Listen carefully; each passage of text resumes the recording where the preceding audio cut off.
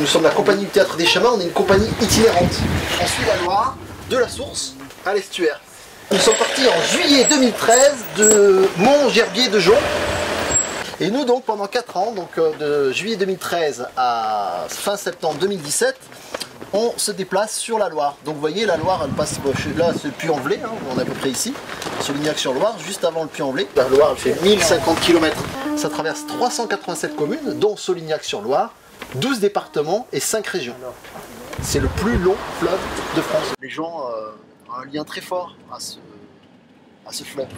Et puis voilà, du coup ça continue, Orléans, Blois, Tours, Angers, Nantes, et pour aller jusqu'à la dernière commune, là, sur l'estuaire, sur l'océan Atlantique, Saint-Brévin-les-Pins.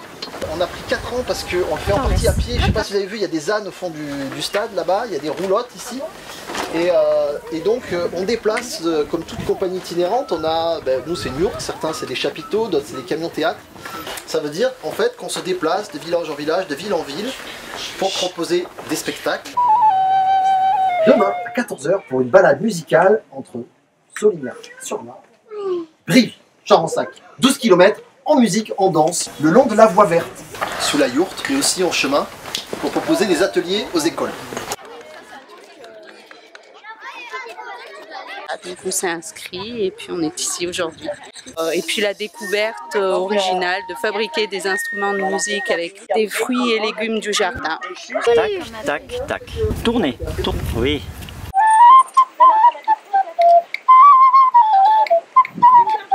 C'est un projet, je trouve, génial parce que voilà, c'est une proposition gratuite, innovante et les activités sont ludiques en même temps, donc ils apprennent énormément de choses et même nous, en tant qu'adultes, on apprend, on est épatés. Ah, j'ai bien accordé. En fait, moi je suis maman, donc j'accompagne. C'est le maire qui a proposé cette sortie à l'école. C'est apprendre tout en s'amusant. Et ça, c'est très bien pour les enfants. On va déménager, parce qu'on est là depuis lundi. Et on va se déplacer donc avec la roulotte, donc celle qui est tirée par un véhicule et puis celle qui est tirée par les ânes et les caravanes également. Et on part à Goudet. On joue un spectacle qui s'appelle Tous les chemins mènent au jardin.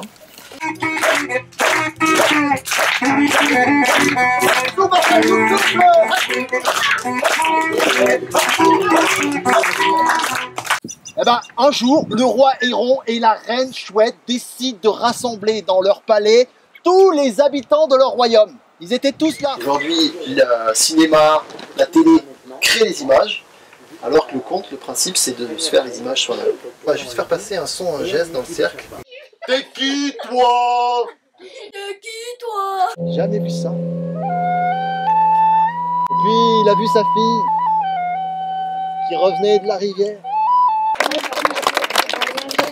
De toute façon, j'adore ce travail, sinon je ne travaillerais pas avec cette compagnie. Hein. Ouais, c'est un gros travail en amont. Faut s'y prendre quasiment 2 ans avant. Voilà, après, je pense que c'était pas évident de l'ancrer sur le territoire. Même si Raphaël elle a fait un travail énorme de se lier avec les Comcom et tout. Des comités de communes et ensuite des communes, voire des associations. Cette itinérance-là, elle a du sens pas seulement sur le temps des représentations, mais aussi sur le temps en amont, sur la préparation des itinérances.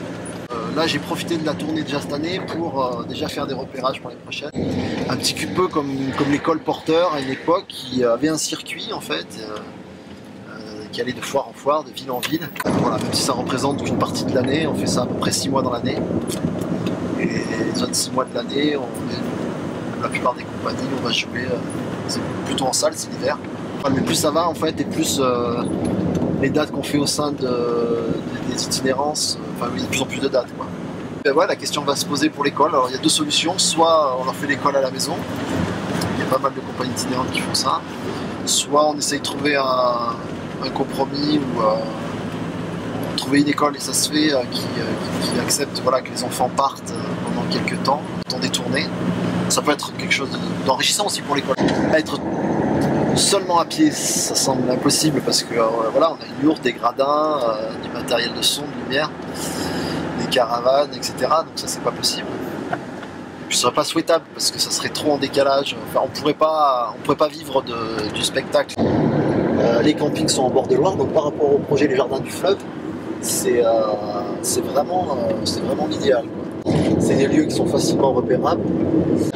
Voilà, l'électricité, des espaces arborés la plupart du temps.